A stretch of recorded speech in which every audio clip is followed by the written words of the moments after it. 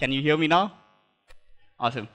Um, internals of Ghost channels and how do you debug a Go program. So that's what I'll be showing you today. So perhaps let's get started. The agenda for today is audience poll, a program walkthrough, deep dive into channels, and then finally I'll show you a cool demo if everything works out, if I don't run out of time. All right, so a quick audience poll. How many of you are students or are new to programming? You haven't programmed before? Like show of hands, raise of hands. If you haven't programmed before. Raise it up high. I should be able to see you. All right. 4, 5 people, okay. How many of you are familiar with the Go programming language? I'm assuming everyone, because it's a Go for conference. Yeah, everyone, okay. How many of you are familiar or have worked with Go's concurrency? Show of hands. Like you have properly worked with Go's concurrency, Go routines, channels. Awesome, okay. Few hands. I'm expecting questions from you guys. So let me walk through a simple program which I had written earlier.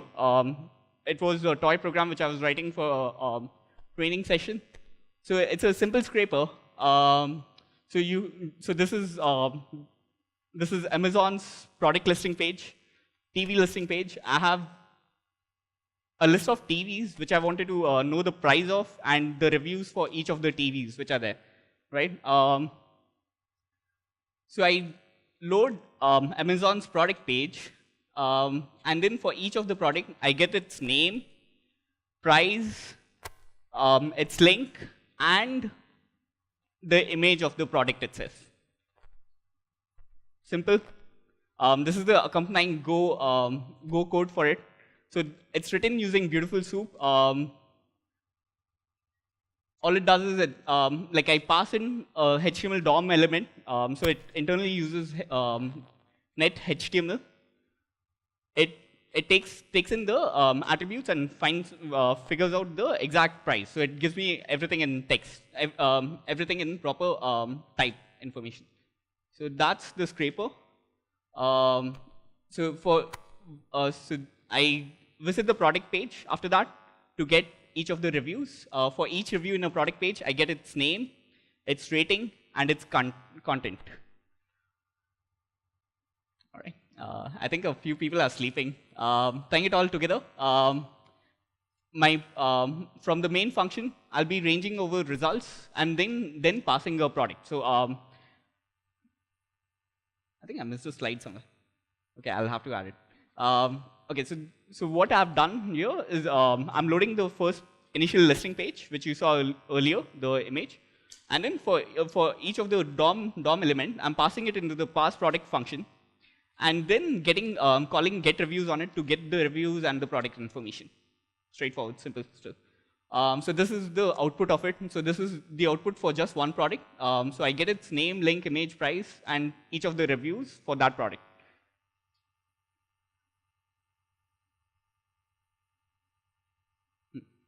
Now doing it concurrently with Go, whatever you saw in the previous slides, doing it concurrently is easy because of Go's paradigms, Go's constructs. Go has Go routines as well as channels. So what I did was I added the Go keyword just after the first for, you see Go keyword is added. So that makes my function concurrent. It allows all of the processing of the product to run independently. So parsing the DOM and then opening the product page and getting individual reviews for each of the product can be done concurrently using that. Then I have, I'm reading from, so I'm also passing a channel into it so that I can get results from all those Go routines in one place. So the second for loop actually consumes whatever my past products produces.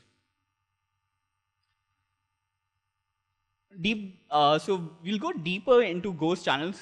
We know Go provides these channels to communicate across different Go routines, but how do they really work? How does the Go's runtime deal with all this information?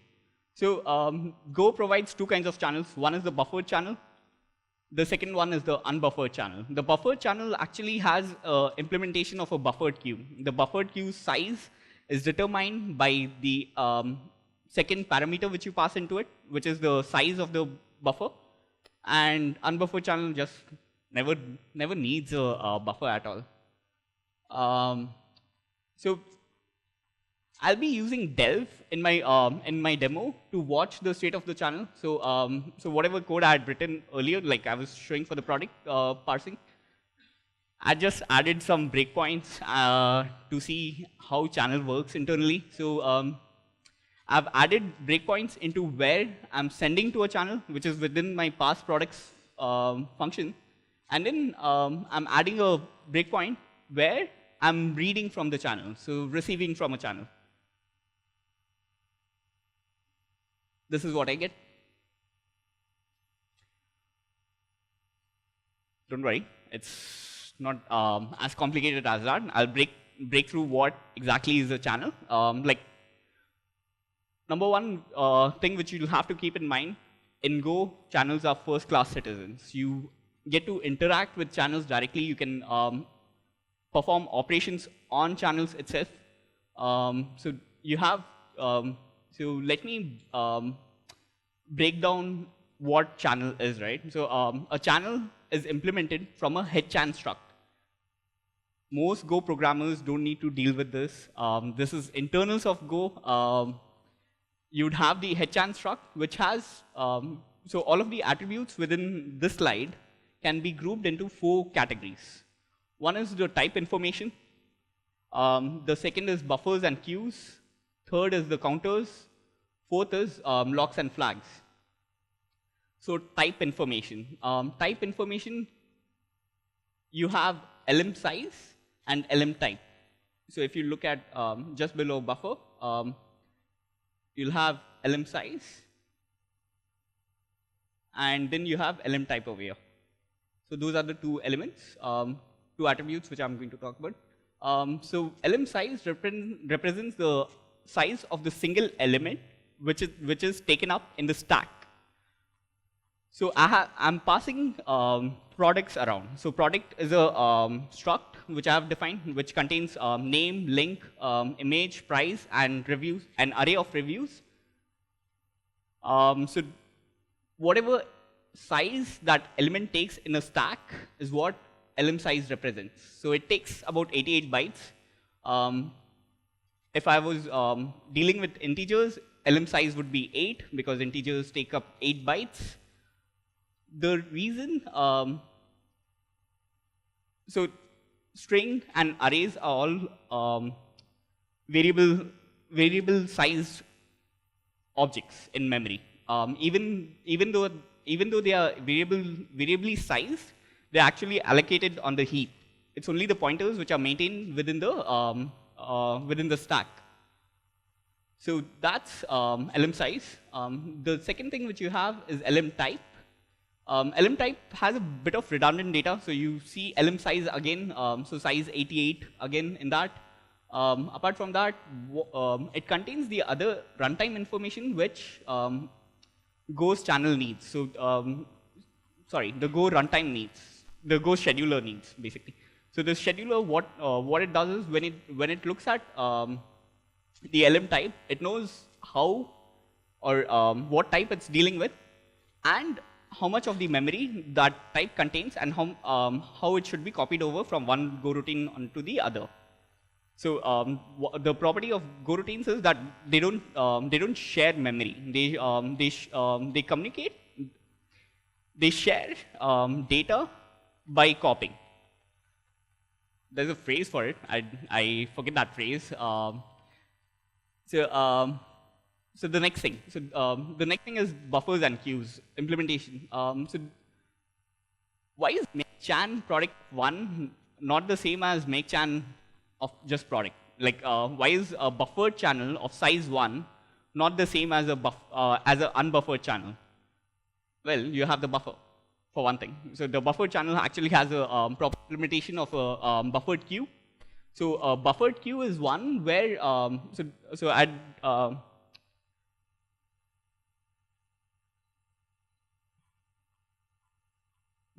So I have defined the buffered size as 3. So my buffered queue will contain 3 elements, slots for 3 elements. So that's 0, 1, 2, the slot. Data queue size is basically the entire size of my buffer. Queue count is how many elements are actually present in the queue, and just the buffer itself. Apart from the buffers, we have something called pseudo G. So pseudo G is runtime information about the program. Like it contains pointers, it contains information to where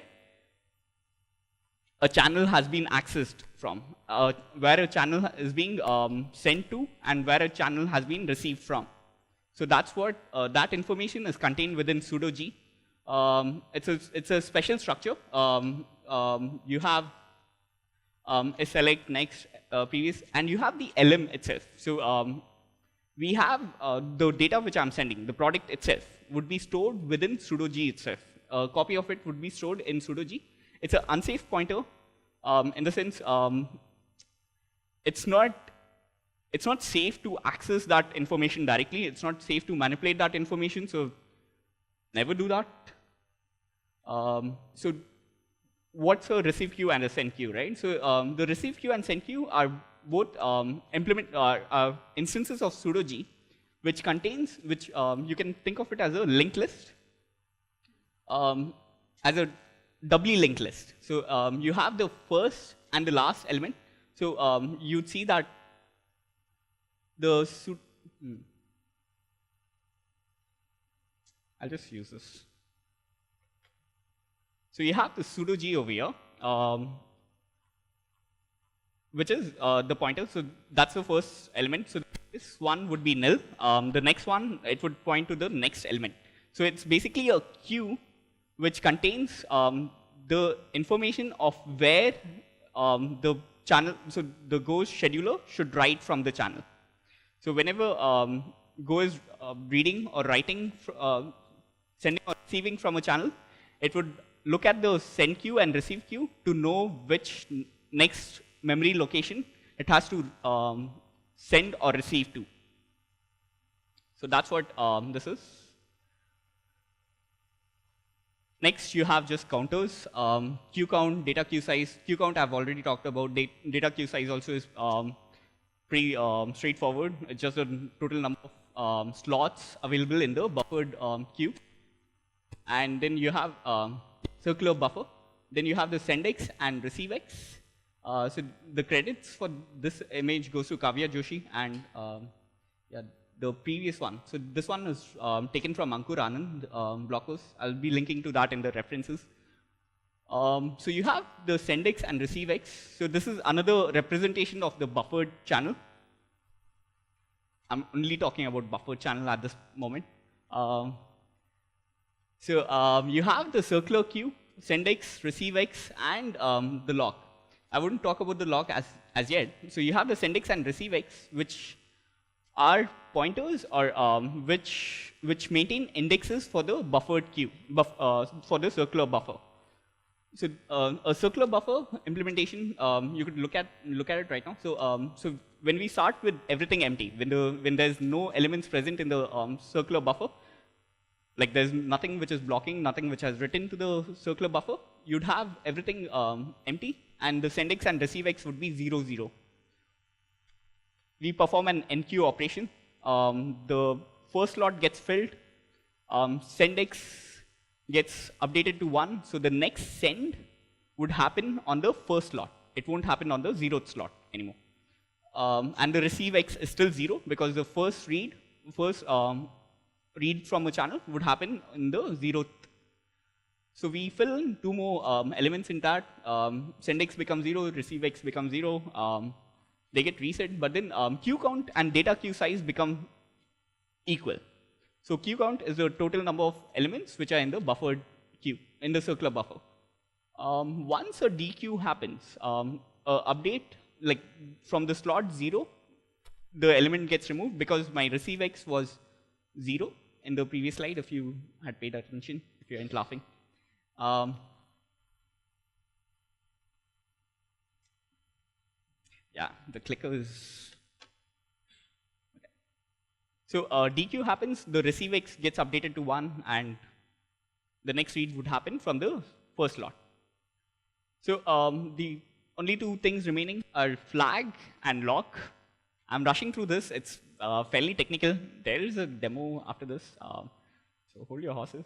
So the flag marks the channel as closed. So you can actually mark a channel as closed. So you can pass around channels from one go routine to the other, but you can mark it as closed from any of the go routines. Once you mark it as closed, any send and receive operation would give you an error. Like the error for it would not be nil anymore. And lock contains a mutex, which controls the access to the channel. So channels internally have mutexes. Mutexes are probably you have heard of mutexes as semaphores. The other name. So these control access. So these make sure that two concurrently running processes or threads don't actually interact or don't actually mutate the same memory location. Like they don't. There's no race condition in channels. So channels are actually thread safe, goroutine safe. Basically, goroutines are nothing but lightweight kernel space threads. Yeah, kernel space. Oh, sorry. Goroutines are user space threads. Watching channels in actions. So this is the demo which I had. Before I go into that, I'll just run the program. Probably increase the size. Is this visible in the back?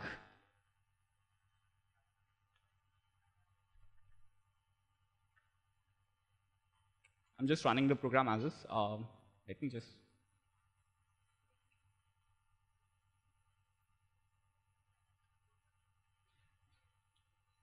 So this is the concurrent reader. So it's actually going through the page and getting the reviews for whatever product it can find reviews. And for others, it just prints as nil. And this is the output. So it took about 8 seconds. So this is for the concurrent one.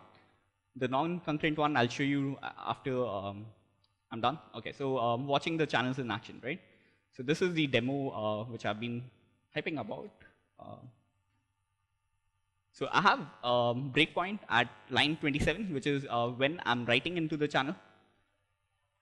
OK, so this is the concurrent scraper code. I have my main function, which actually opens the product listing page for the TVs. And then I get the HTML. And then for each of these items in the page, I go in, loop on it, create a go routine for each of them, and then parse the product individually. They're all done concurrently, individually, independent of each other. And then once they are done, for the same number of results, I'm reading from the channel and just printing them out, encoding them out as JSON. That's straightforward. Let me run the debugger. So it's a hit or miss kind of presentation. OK, so let me first change this.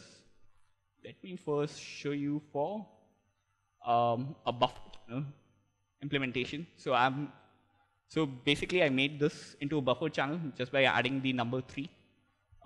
The second argument makes it a buffered channel. And now let's look at the internals of the buffered channel in action. So this is the first read which is happening.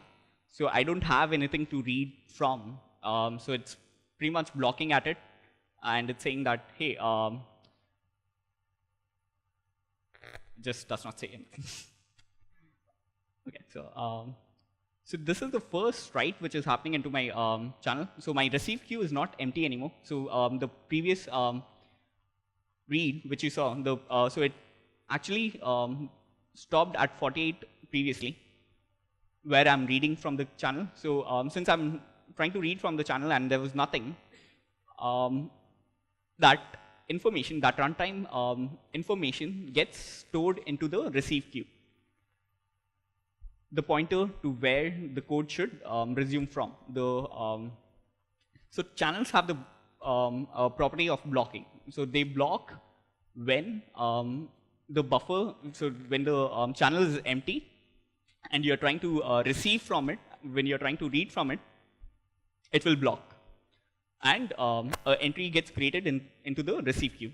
Similarly, you have blocking when you're trying to, blocking when the buffer channel gets full. So the next one, you see that receive queue became nil because I was able to write, and since the write happened, it happened directly into the pointer of the receive queue.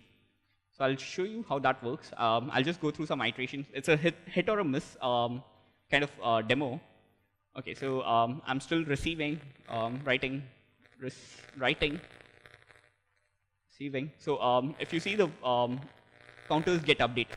So the queue count is 1, send x became 0, receive queue became, receive x became 2. So my buffer actually contains 2 elements over here. So it contains elements in number 1 and 2. I'll go on. I'll let it run for a few more times until I get something in the send queue. Oh, I probably would not get something in the send queue. So the entry into the send queue would only happen when the buffer is full. So like 4 Go routines have been trying to write into it, and no read has happened. So that case would not happen. Like practically, it won't happen.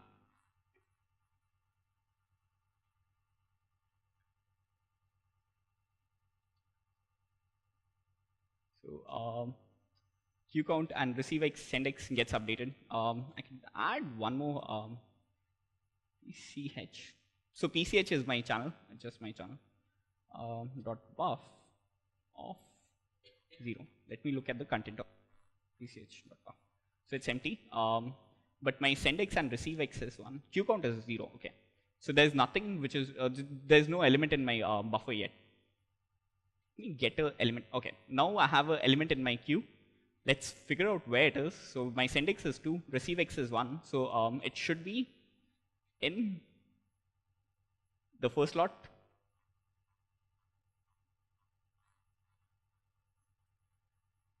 My receive x is the pointer. It's the index of where the next read would happen. So my buffer contains the element in the first element.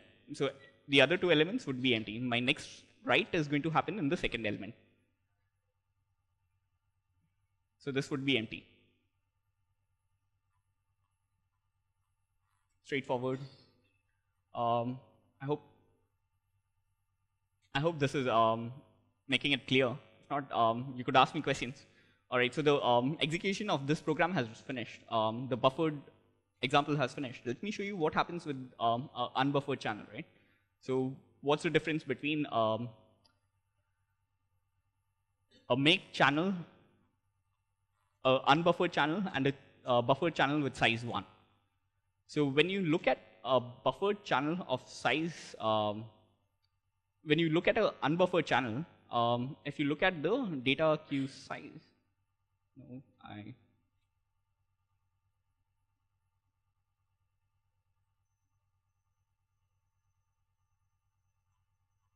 yeah, there's no E. Okay, so the data queue size is 0. Let me just stop this, run the previous example again, drive the point. So my data queue size is 3 when I'm using a buffer channel, whereas when I'm not using a buffer channel, it becomes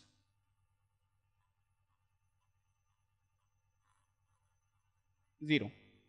There's no buffer being used at all, none whatsoever. The question is, if there's no buffer, where's the item which I'm sending to the channel being stored? Where is it even present, right? So you have, going back into the example of send queue and receive queue, right? So send queue and receive queue actually contain the runtime information and also the element into which the channel would write to and the channel would read from. I still have 11 minutes into the presentation. That information, so what the Go's runtime, Go scheduler does is it short circuits that, and instead of writing directly, instead of using a buffer to store that value, it looks at the linked list, doubly linked list. It looks at the first element, and it looks at the element of the first element, which is this. And then, so in the case of send queue, it basically reads from the send queue and then copies over that data into the receive queue's memory location. So that's how it works. Not sure if I'll get a send queue.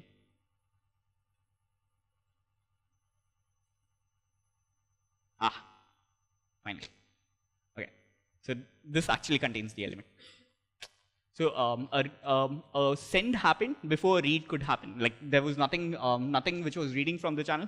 So this gets put into the channel, and now any further sending into the channel would get blocked. Would actually get linked into the send queue queue, and receive queue is nil currently because there's nothing which is trying to read from the channel. The next execution would, yeah, everything becomes nil because now everything has been read. No one's reading, no one's trying to write to the channel, and yeah. So that's pretty much it. That's pretty much what I had in mind for the demo. By the way, I'm using the Delve debugger along with Visual Studio Code. So these are just the watchers which I've added, and it gets the runtime information. I hope that's cool. So summarizing channels, you have, so channels have the behavior of first in, first out. So whatever was trying to read, so whatever was trying to receive from a channel, or whatever was first trying to send to a channel, is what would actually send or receive to a channel. Because of the send queues and receive queues, they have shared nothing. In the sense, no memory gets shared with channels. You actually, so this is not really a property of the channels, but it's property of the Go runtime Go scheduler. It actually copies over elements from one Go routine onto the other using the element type information. Channels are Go routine safe. They implement locks, mutexes, which make sure that no two Go routines actually have a race condition. Like if I'm writing into a Go routine, they won't like two. There won't be any race condition. I hope you get that. Then the thing about the thing which is nice about Go programming language is that channels are first-class citizens. If you look at Erlang, which is again like derived from the same paper, so from the same theory, CSP, communicating sequential processes by Hore. So in Erlang, you have message boxes. You have process IDs which are treated as first-class citizens, whereas with Go, it's the opposite. The channels, the pipe is treated as the first-class citizen, whereas the readers and writers are not. The senders and receivers are not treated as first-class citizens. You don't really pass around Go routines, and you don't really deal with them. You do have context, but that's beyond the scope of this talk.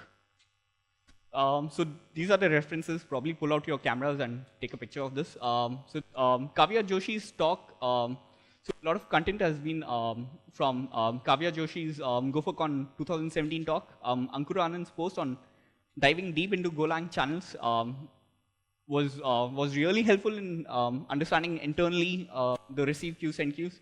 My talk, so yeah, this is a shameless plug. My talk on Go concurrency constructs, it talks about what other concurrency construct Go has apart from using channels. You could use sync groups, you can use mutexes, and actually build whatever functionality which channels provides. Of course, I wouldn't do that. It's just a fun talk which I had. The other fourth one is like using the Delve debugger. So I've just installed Delve to show you that debugging demo and using it alongside Visual Studio Code. So that's pretty much it. So that's me. So my name is Gaurav Agarwal. I'm an indie software engineer and trainer. I do Golang training, Ruby and Node. I'm a volunteer and co-organizer at Golang India. So we have a remote group as remote study group, which happens every first and third Thursday of the month. Even people from Vietnam are welcome to join in. So anyone who asks, I'll post the link to it. So I've been an ex-consultant. I've been at work previously at Tarka Labs, BrowserStack, and ThoughtWorks. Currently, I'm building my own product. I'll probably talk about that if you come and ask me questions. And good. Thank you.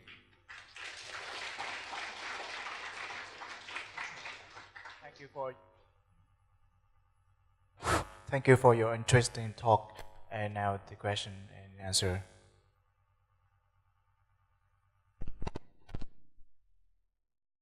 Any questions? Just wait.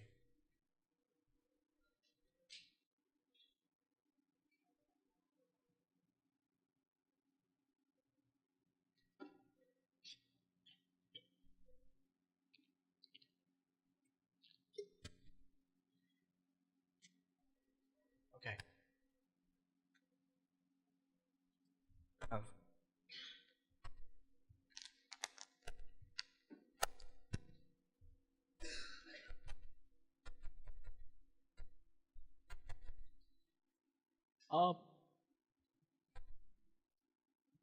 So Go routines to retrieve data. Okay, so let me put it this way. Whenever you have any blocking, whenever you have any heavy network operation, any database operations, that's why you usually deal with retrieving data or sending data. I would say if you use a coroutine, you can parallelize that. You can basically ensure that your Go program does not block for each read and write. So Node.js has an event-driven architecture. If I compare with Node.js, you'd have an event-driven architecture. Like each read and write would actually have a callback, which would get the data. So that's one advantage with Node. If you want to have a similar kind of feel to that, I would suggest go with Go routines. The only thing with Go routines is you'd need to ensure that you're also reading back that data somehow. You're either through wait group, sync wait groups, or through channels. Like otherwise, like your program would just exit. I hope that answers that question. I would like whoever posted the question to just raise their hands so that I can know I'm actually addressing them and I'm actually answering that question. All right, probably this one. All right, yeah. So thanks, Rajiv. So I think you were looking for this. Do not communicate by sharing memory. Instead, share memory by communicating. So that's a Golang philosophy. So that's what I meant by not sharing memory, as in like not sharing the memory location, but by actually passing over the data from one Go routine onto the other. Should we try to apply? Okay. I think it's getting jumbled.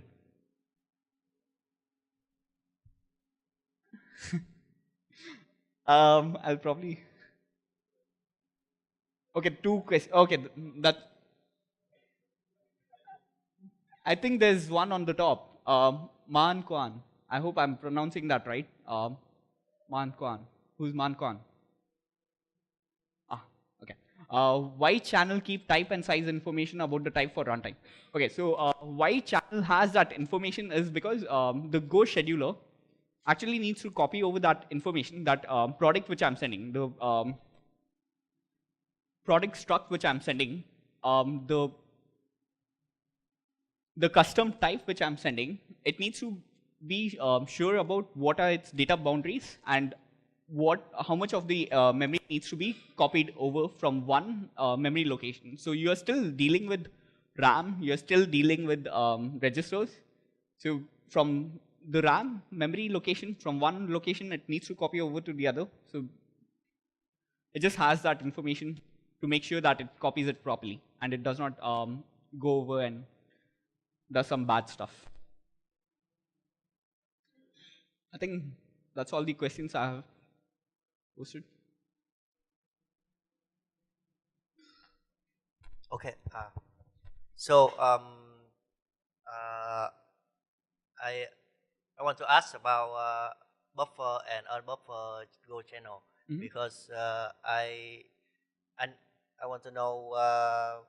Can you give us one example where we should use buffer or unbuffer channel and the benefit of one another? Okay. Tough question. A tough question because I haven't really figured out why I would go for a buffered channel. I usually by default go for unbuffered channel. I usually just use that.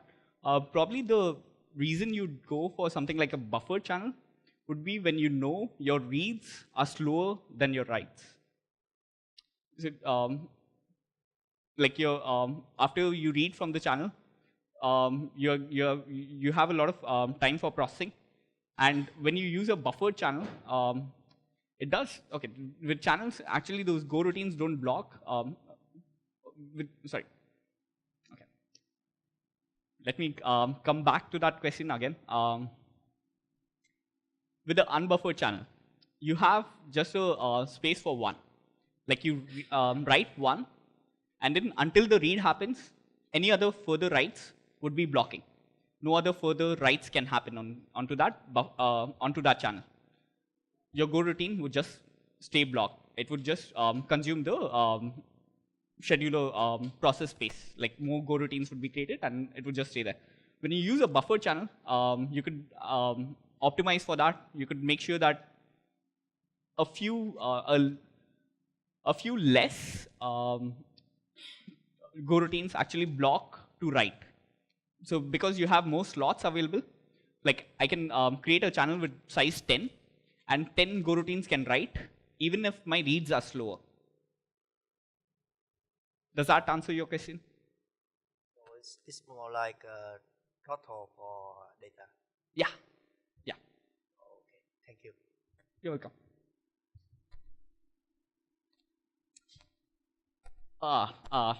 I don't know actually. How much RAM do you have?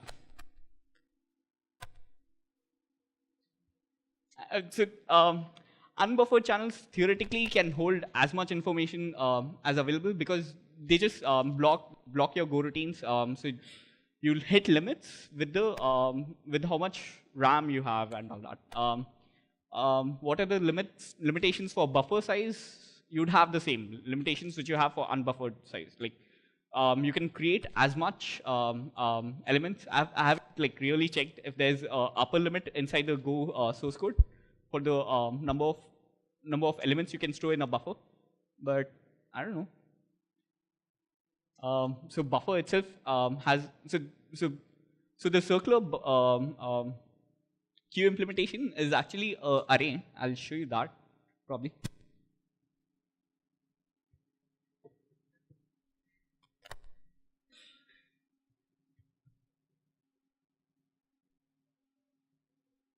Let's say I have. Could you project my screen?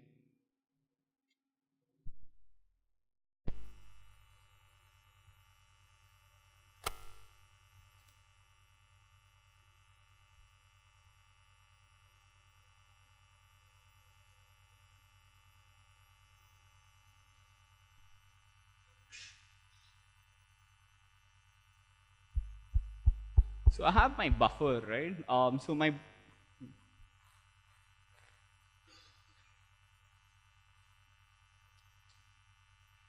okay, perfect. Okay, so I've changed the size of my buffer 1024. So my buffer can now have 1024 elements.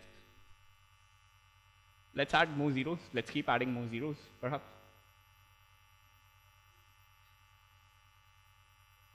Like we'll know the limits on my system at least. So 1240 works.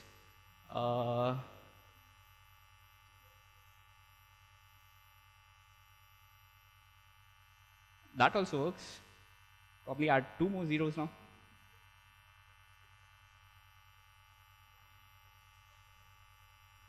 Does that work?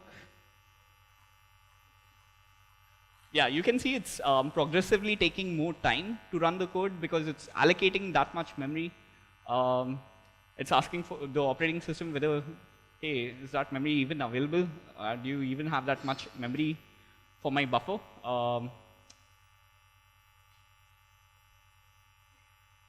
I don't know if it's going to run. Sorry? Sorry? Oh, it's already not running. That program has stopped. I'm just waiting for it. So if you look at the watcher, you have nothing available. Like the allocation itself hasn't happened. I hope that answers the question. In a way. Yeah, I should stop that. I'll just reduce 1, 0 and... Can you try to not use the debug mode and let's see the terminal say? Okay, Yeah. I can do that. It should say something that our memory. Oh, right? yeah.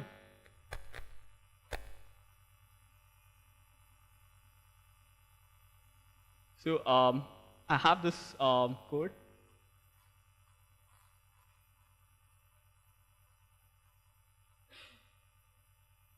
Reducing 1.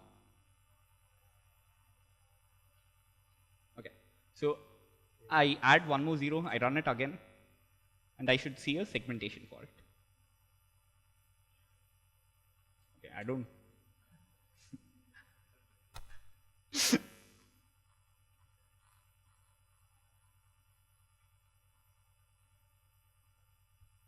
Okay, I do. Sometimes. Sometimes it works, sometimes it doesn't. So probably don't have a huge buffer. Okay, a thumb rule would be you wouldn't. How many Go routines?